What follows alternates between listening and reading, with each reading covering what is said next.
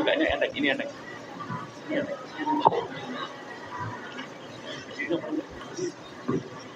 Alhamdulillahirabbil alamin. Simak bersama. Assalamualaikum warahmatullahi wabarakatuh. Waalaikumsalam warahmatullahi wabarakatuh. Alhamdulillahi rabbil alamin. Wassalatu wassalamu ala ashrafil anbiya'i wal mursalin sayyidina wa habibina wa syafi'ina wa qurrati a'yunina wa nuri qulubina wa maulana Muhammadin wa ala alihi wa sahbihi ajma'in, ma ba'd. Yang saya hormati para habaib, para alim ulama, para asatidzah, para tokoh-tokoh masyarakat, para tokoh-tokoh agama, dan juga para umara yang hadir, baik sipil, militer, dan Polri, para umat Islam Solo Raya yang saya hormati, saya cintai, saya sayangi. Alhamdulillah, kita bersyukur kehadirat Allah bahwa kita bisa berjumpa bersama-sama, duduk di rumahnya Allah bersama-sama para tokoh-tokoh, pimpinan-pimpinan ormas, pimpinan-pimpinan pondok pesantren, pimpinan-pimpinan majelis taklim yang mungkin secara furu'iyah berbeda satu dengan yang lain. Ada yang bermadzhab Syafi'i, ada yang tidak bermadhab, ada yang organisasinya ini dan itu. Di depan masyarakat ramai dan disiarkan di seluruh Indonesia dengan berbagai macam sosial media, baik radio, TV, ataupun yang lain-lainnya. Sebagai sebuah contoh teladan insyaallah bagi masyarakat muslimin di seluruh raya, khususnya, dan di seluruh masyarakat Indonesia bahkan dunia pada umumnya, bahwa kita walaupun berbeda-beda dalam furu'iyah, berbeda-beda di dalam organisasi, dan berbeda-beda di dalam pendapat amaliyah sehari-hari, tapi kita tetap bersama-sama dan bersatu kepada hal-hal yang bisa kita kerjasamakan untuk menarik hidayah, rahmat, barakah dari Allah Subhanahu wa taala untuk seluruh umat Islam di penjuru dunia. Amin ya rabbal alamin.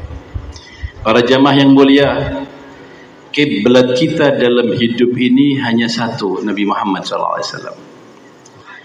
Beliaulah kiblat kita, beliaulah suri teladan kita, beliaulah manusia yang paling benar dari semua ucapannya, benar perbuatannya, benar keputusannya, dan benar semua sepak terjang beliau. Karena beliau dituntun oleh wahyu ilahi. Siapa yang nyeleweng dari jalan hidup beliau, aturan beliau, sabda beliau, dan mahajjah beliau, dia akan tersesat dan dia akan celaka. Rasulullah sallallahu alaihi wasallam bersabda, "Taraktukum ala mahajjatil bayda, lailuha kanahariha, la yazighu anha ba'di ila halik. Faman ya'ish minkum fasayara ikhtilafan katsira. Fa'alaikum bisunnati wa sunnatu khulafa'ur rasyidin al-mahdiyyin, addu 'alaihi binawajid." Atau kama qala Nabi sallallahu alaihi wasallam, aku telah meninggalkan kepada kalian jalan yang lurus, jalan yang benar, al-bayda yang jelas, transparan, terang benderang, lailuha kanahariha, dalam keadaan malam seperti siang hari.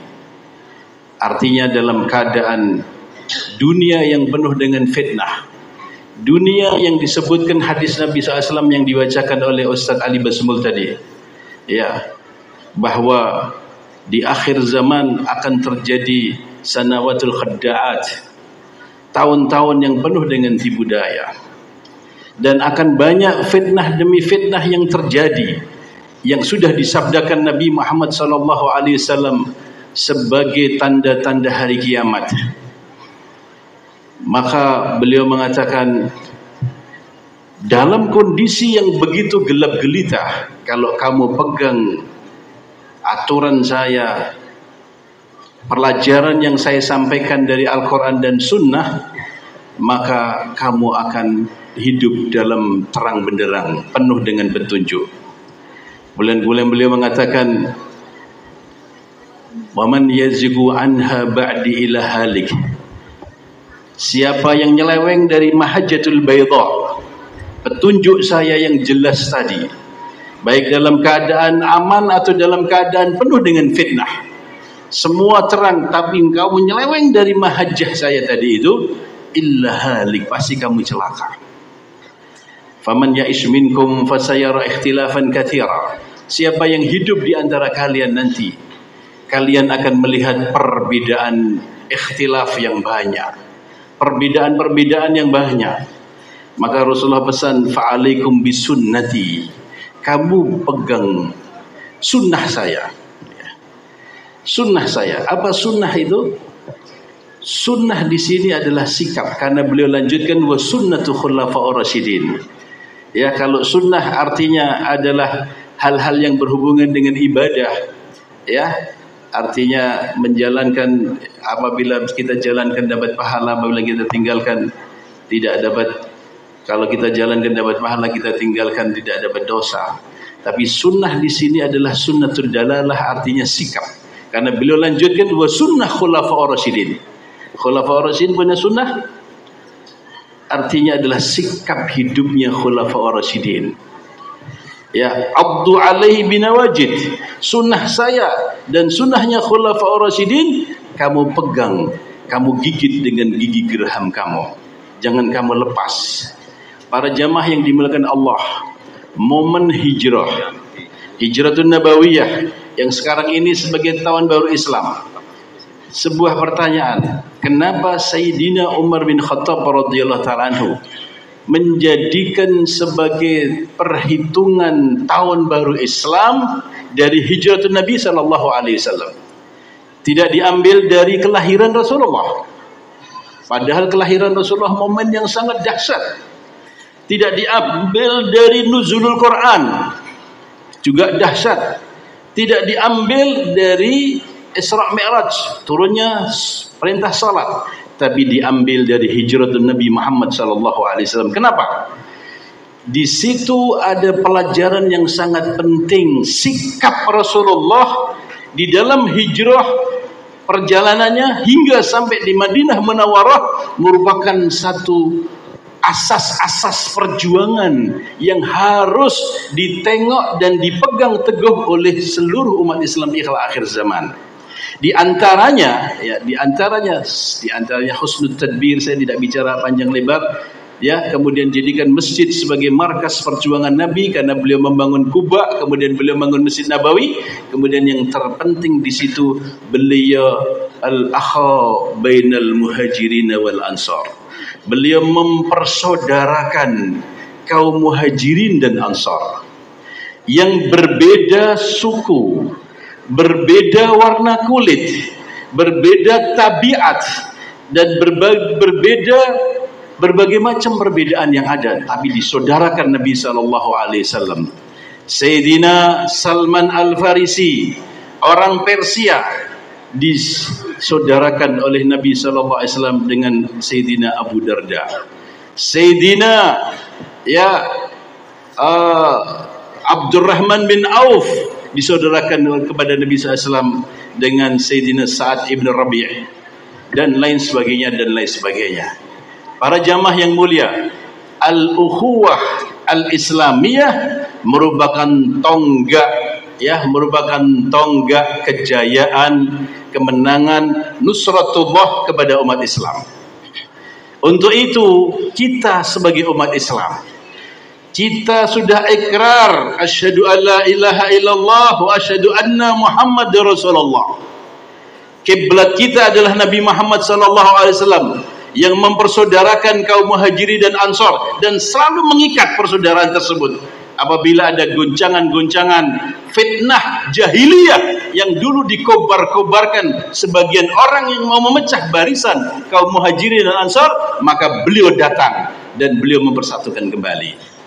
Maka sudah dicontohkan para pemimpin-pemimpin dari kalangan habaib, dari kalangan masyayikh, dari kalangan ulama, sudah duduk bersama-sama, dan kami selalu bermusyawarah berkala, ya, kadang sebulan, kadang 2 bulan kami duduk bermusyawarah bersama-sama. Jadi ini bukan kumpul ketika ini saja, kami kumpul bermusyawarah berembuk dengan Ustadz Khalid, dengan Ustadz Halif, dengan Ustadz Syihabuddin, dengan Ustadz Abdurrahim bin Abu Bakar Ba'asyir. Kita musyawarah, ya, bermusyawarah hal-hal yang baik, ya, untuk kepentingan Islam dan muslimin. Maka di grassroots nih, atau saudara-saudara kita yang dari saudara-saudara di mana-mana, kita harus saling bersaudara. Jangan sampai ada yang bisa menjadikan kita permusuhan. Jamaah yang dimuliakan Allah, ya, yang mengobarkan permusuhan itu hanya satu: iblis, syaitan, dan bala tentaranya.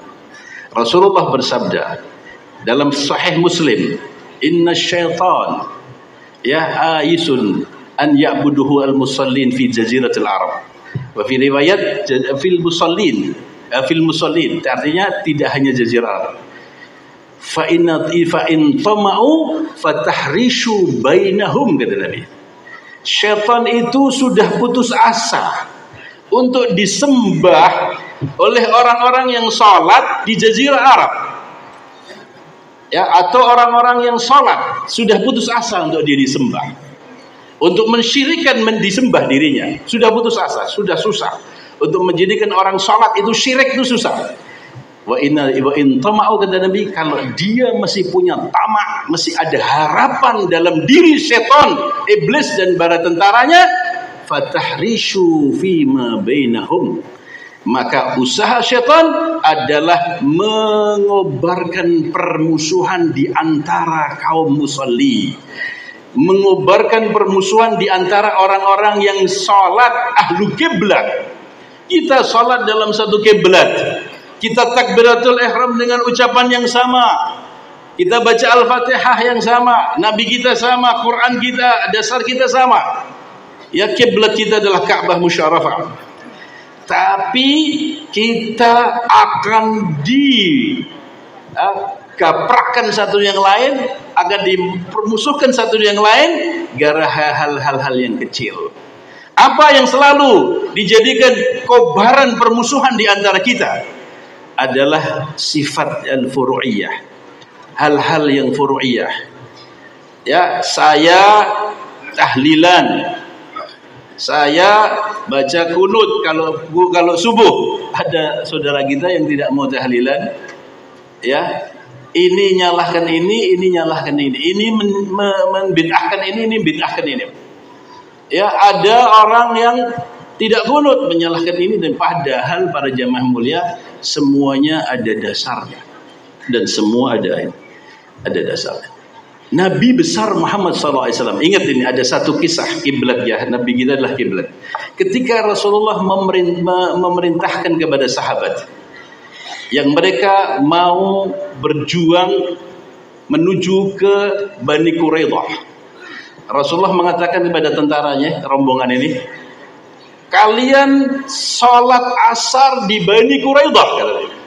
La tusalliyannakum illa fi Bani Quraidah. Perintah Nabi, jangan sekali kamu sholat kecuali di Bani Quraidah, sholat asar di Bani Quraidah. Bergeraklah sahabat menuju Bani Quraidah, mau melawan Yahudi. Subhanallah, dalam perjalanan karena panjang, ada berhentinya ini dan itu. Akhirnya matahari sudah mau tenggelam. Sebagian sahabat mengatakan, ya saudara-saudara, kalau kita salat di Bani Quraidah, habislah salat asar. Tenggelamnya matahari, habis salat asar. Berarti kita meninggalkan salat. Tapi yang lain mengatakan, bukankah Rasulullah perintahkan jangan kamu salat kecuali di Bani Quraidah? walaupun sholat asar habis, tetap kita harus sholat di Bani Quraidah. Pecahlah sahabat. Sebagian sahabat sholat di tempat itu sebelum matahari tenggelam. Sholat asar di situ kalau takut habis waktunya. Sholat mereka. Sebagian yang lain bertahan. Saya harus sholat di Bani Quraidah seperti nas sabda Rasulullah dan perintah Rasulullah. Lagi bergerak sampai di Bani Quraidah sudah tenggelam matahari. Mereka sholat asar dalam kondisi sudah waktunya maghrib. Kejadian itu diberitakan Rasulullah setelah perjuangan selesai. Diceritakan begini dan begini. Rasulullah mengiyakan semua dan membenarkan semua. Yang salat mempertahankan salat di waktu asar sebelum tenggelamnya matahari walaupun tidak di Bani Quraidah dibenarkan Rasulullah. Yang salat di Bani Quraidah dan sudah habis waktu asar sudah dibenarkan Rasulullah SAW. Satu pelajaran yang penting jamaah yang mulia. Kejadian ini masalah furu'iyah bagi Nabi SAW tidak begitu masalah. Jadi untuk itu jangan sampai masalah furu'iyah membuat diri kita akan pecah. Terakhir masing-masing para pemimpin ini dan pemimpin-pemimpin yang lain termasuk juga masyarakatnya, jangan sekali-kali kita ingin bahwa orang Solo Raya ini satu madhab. Jangan sekali-kali berpikir yang namanya persatuan umat Islam, bahwa satu umat Islam satu madhab, umat Islam satu pendapat dalam fikih. Itu namanya umat Islam bersatu. Bukan begitu maksud persatuan para jamaah. Kalau kita punya pendapat bahwa satu Solo Raya bagi satu Indonesia, apalagi satu umat di alam ini, semua harus satu madhab, semua harus ikut ini. Kalau tidak ini salah, kalau gitu salah, kalau betul hanya ini. Kalau saya berjuang memperjuangkan madhab saya berjuang memperjuangkan organisasi saya, mencari orang untuk ikut organisasi saya, mencari orang untuk ikut madhab saya. Disinilah tempat perpecahan para jamaah. Jamaah yang mulia, yang namanya persatuan umat Islam terakhir saling harga menghargai. Masya Allah. Kamu madhab Syafi'i, tafadhal. Kamu madhab Hambali, tafadhal. Kamu Maliki, tafadhal. Kamu mau madhab ini, kamu tidak mau madhab, monggo silahkan. Apa? Saya hormati. Masya Allah. Begitu para jamaah, itu namanya persatuan. Imam Malik bin Anas, Imam Darul Hijrah, pengarang kitab, mengumpulkan kitab Muwatta. Ketika Abdul Malik bin Marwan, Sultan saat itu, memanggil Imam Malik, beliau mengatakan, "Ya Imam Malik, aku tertarik dengan kitabmu Al-Muwatta dan madhabmu Maliki. Saya Khalifah Amirul Mukminin yang semua Timur Tengah di bawah kaki saya. Saya wajibkan seluruh orang yang di bawah kekuasaan saya harus bermadhab Maliki dan harus menggunakan kitab Muwatta kamu menjadi pedoman seluruh rakyat saya. Ini keputusannya." Apa kata Imam Malik? "Wahai Amirul Mukminin, kalau demikian keputusan kamu, engkau sebagai pembawa fitnah besar kepada muslimin," katanya. Kamu pembawa fitnah besar kepada muslimin. Lah terus gimana? Biarkan muslimin dengan madhabnya masing-masing. Orang Yaman di bawah kekuasaan kamu, ikuti Imam Syafi'i. Orang yang ada di Son'a, ngikuti Zaidi, ikuti Zaidi.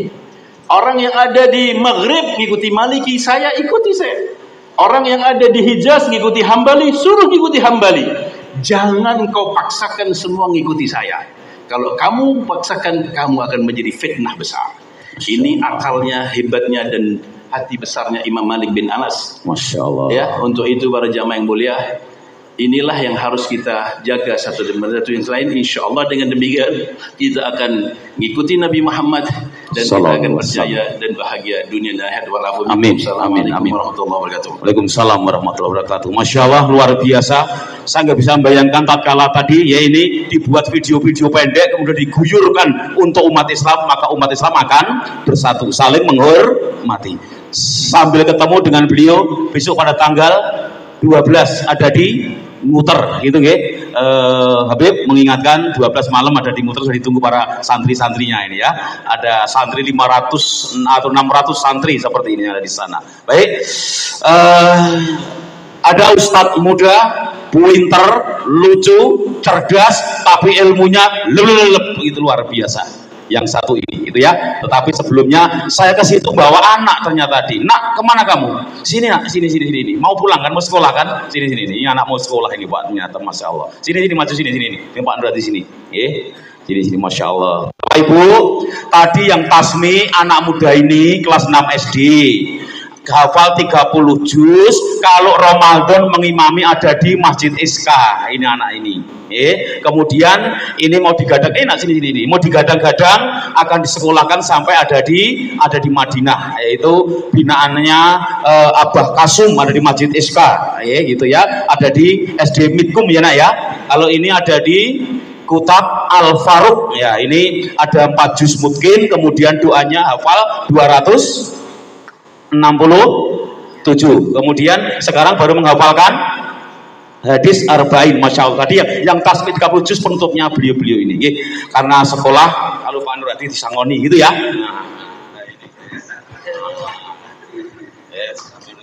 Dah pamit. Soleh ulama besar. Masya Allah. Jadi presiden, jadi menteri Insya Allah gitu. Masya Allah. Ini Pak Yai ini loh. Wah. Allah bercium tangan, Masya Allah. Ustadz siap bersama dengan saya di sini Ustadz. Di sini aja Ustadz. Ya, foto bersama, monggo silahkan. Ya, 1, 2, 3. Yes. Selanjutnya yang memberi ceramah adalah Kiai Syihabuddin Al Hafidz. Langsung di sini saja Ustadz.